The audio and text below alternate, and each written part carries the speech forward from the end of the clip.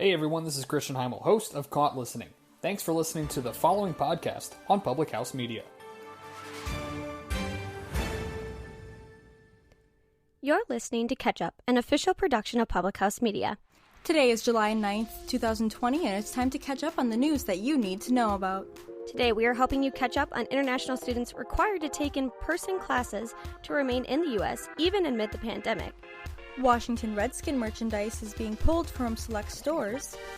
The Trump administration sends official letter withdrawing from The Who. And as always, we have a bit of good news for you today. We're your hosts, Catherine Smith.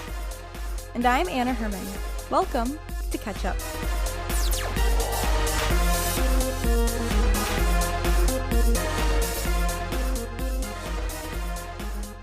University officials are scrambling to adapt to new federal guidance that does not allow international students to stay in the country if they are taking classes online only. It also left some students expressing fears on social media that they risk being suddenly deported. An outpouring of questions and concerns followed the announcement, with one expert describing blindsided university officials holding emergency conference calls, contacting her on social media, and even her son's email address as they frantically sought answers. Here to talk more on this topic is official catch-up correspondent Bryce Berg. Thank you for joining us today, Bryce. Thanks for having me. So, Bryce, with the fall semester right around the corner, what are some challenges that these students have to face with such a short notice? Literally everything dealing with their schooling history, their schooling opportunities, and their schooling setup. You're not only talking about kids that are going in as undergrads, this also has impacts on certain grad students, certain doctoral law, the extra kind of master's classes. You have difficulties with teachers' assistants, student aides, that kind of stuff that are doing things. So this impacts more universities than some when you think about the implications of what this is going to happen. And the questions are wide spanning because now you're not only dealing with things that have to deal with things at the university, but you're also dealing with things that deal with your immigration status and the high risks, especially now that the Trump administration has come out with guns blazing so far with the use of ICE underneath his administration, that there are legitimate concerns that not only prevent people from learning now, but prevent people from ever learning in the future as a student with a foreign visa. Bryce, with this guidance, what effect do you think this could have in the future with international students attending universities in America? Well, it depends on how long-lasting it is. I mean, with the situations right now, there are certain efforts that you're taking into consideration because of the COVID-19 pandemic, and having less people that are potentially at risk, as students often are, that is going to have a direct implication in terms of fighting the pandemic. In a long-term scenario, though, this is guidance that kind of matches some unfortunate situations that we've seen in terms of the overstepping of ICE. We've seen in Michigan, we've seen in New York, actually fake universities be created by immigration specifically to entrap people, and that those cases are ongoing right now. So in terms of the overall environment of having foreign students come into play, and not just from countries that there may be risks from or are listed in a certain dangerous way according to the federal government. We're also talking about like South Africa, Canada, the countries that have just people on foreign exchange student programs that are now going to be impacted like this. And there are going to be a lot of fallout for the university. But right now, I think the big aspect of it is going to be directly related to how this future push on immigration is defined, and whether or not taking opportunities to withdraw students as a potential group of people compared to farm workers, family members, refugees, stuff like that, is going to have a real kind of huge implication on how things are defined as a threat within immigration and DHS. Thank you for joining us today on Catch Up. Thanks for having me. Big name retailers Walmart and Target appear to have removed Washington Redskins merchandise from their websites as corporate pressure mounts for the NFL team to change its name. Here to talk more on this topic is official Catch Up correspondent Max Wolpuff. Thanks for being here with us today, Max. No problem. Thank you for having me. Max, there is and has been quite a bit of controversy around the name, quote, Redskins. Can you give us a bit of history on this, and how could this name change affect not only football, but controversial names around all sports? Sure. I mean, I grew up in Washington, D.C., reading the Washington Post sports section pretty much every day. I've seen Washington football coverage, and Washington football coverage dominates sports media in D.C., and it really took until the Washington Capitals won the Stanley Cup for any sort of other team to come into prominence in the region.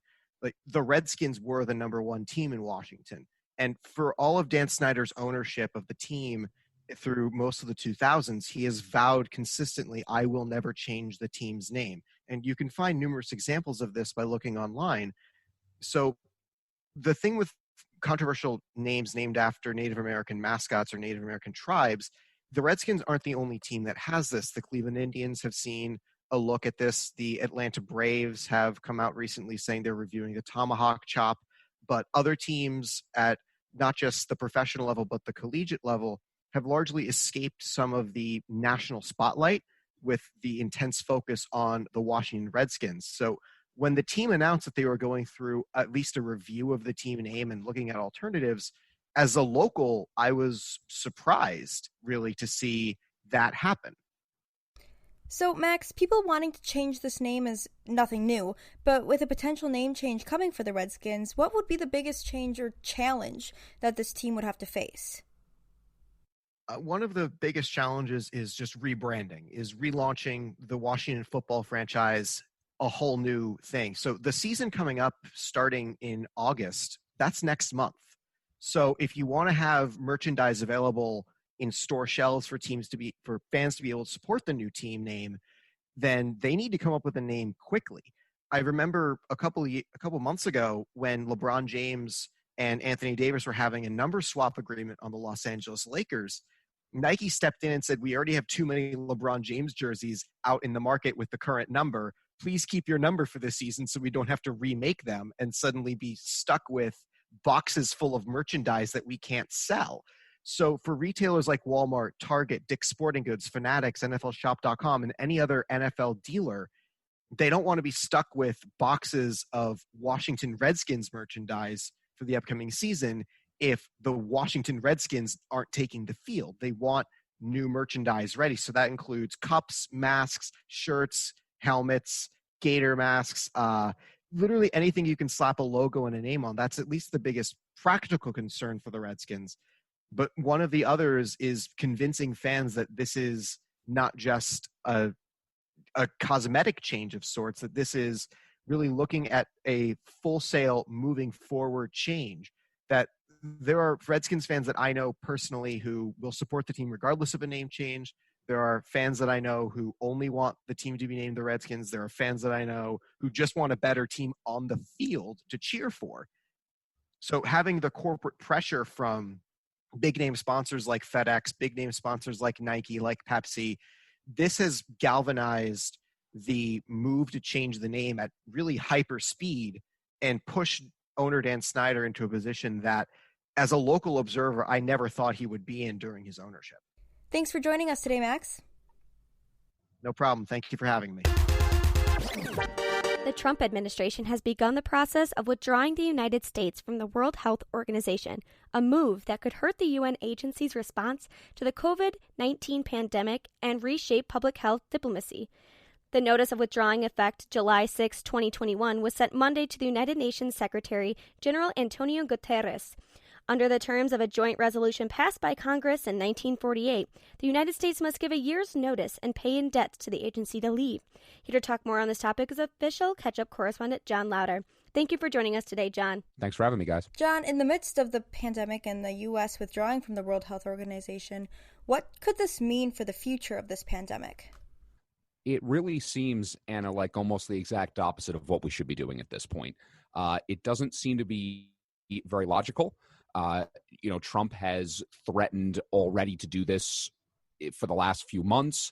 The notice of withdrawal is not effective until next year. So we would still have another year in the WHO because under the joint resolution that was passed by Congress, they must give a year's notice, must pay debts to the agency. I mean, look, it also, like most things, is going down political lines. Democrats think this is insane. Republicans think it's the most brilliant move ever. It doesn't really seem to make a lot of sense, considering we are in a situation where, obviously, we're in a pandemic. The United States has been hit the hardest by this pandemic, and it's really not even that close. So to leave the WHO doesn't seem to make a ton of sense. Republicans argue that the World Health Organization needs serious reforms. It doesn't deserve the U.S.'s money, but it doesn't really make sense for a superpower like the U.S. to be leaving an important aspect of the world stage. It doesn't really seem to make a whole lot of sense. Since the U.S. is on one of the most powerful and influential countries in the world, do you think the future of the World Health Organization will be in peril, or other countries will soon follow? No. If you had asked me this question before Donald Trump was president, I might have changed my mind. But I think the U.S.'s footing and the U.S.'s sort of power looked at by the rest of the world has dropped. So I don't think that's going to be the case. Obviously, the U.S. leaving the World Health Organization is not a good thing for the WHO, because regardless of where you think our country is right now, it's still the United States. It still has a tremendous amount of pull. It's still one of the biggest countries in the world. But I really don't think that the WHO is going to, disband, or a lot of other countries are going to leave because the United States leaves. And to be quite honest with you, if Donald Trump is to lose in November, I think the U.S. goes right back. So I think the only way we're actually going to end up leaving, and this is assuming that he can get it through Congress and that he can even do this without it going through Congress, I think it's only going to happen if he is reelected, which, of course, we don't know if that's going to happen. But I don't think it's going to have that big of an effect. I mean, certainly it's not a good thing, but it's not like we're doing all that great right now. So I highly doubt other countries are going to follow suit. Thanks so much for joining us today, John. Thanks so much for having me, guys. I appreciate it. An Indian architect has developed a revolutionary new way to serve the housing needs of a population while also fighting air pollution. Tejas Sindal is the mastermind behind Carbon Craft Design, which is a Mumbai-based startup that specializes in capturing carbon emissions from the air and turning it into stylish tiles. Using a device called Air Ink, the company is able to draw CO2 out of the polluted city air and combine it with a mixture of marble chips and powder and then press it into elegantly designed tiles. This innovation is relevant because it is a small step towards introducing an alternative in the construction industry that accounts for almost 25 to 40% of the world's carbon emissions. Quote, each carbon tile is equivalent to cleaning 30,000 liters of air. Moreover, these tiles consume only 1/5 of the energy required to manufacture vertified tiles. This means instead of burning the tiles to come up with the finished product, we use a hydraulic press that helps us in manufacturing these tiles, says Tejas Sindal. All the heavy metals and harmful components are removed from the suit, following which traditional craftspeople handcraft the tiles that come in 6 monochromatic shades, ranging from black, 4 shades of gray, and white. Thanks for joining us today on Catch Up. I'm Catherine Smith. And I'm Anna Herman. Please be sure to catch up with us again tomorrow. If you enjoyed today's episode, please leave us a rating and review on Apple Podcasts. We appreciate you listening to Catch Up. For even more content, follow Catch Up Digital on social media. Just search for @TimeForCatchup. We'd love to hear your thoughts on any of the stories we covered today. Just use the hashtag #PassTheCatchup on social media. Catch Up is an official production of Public House Media.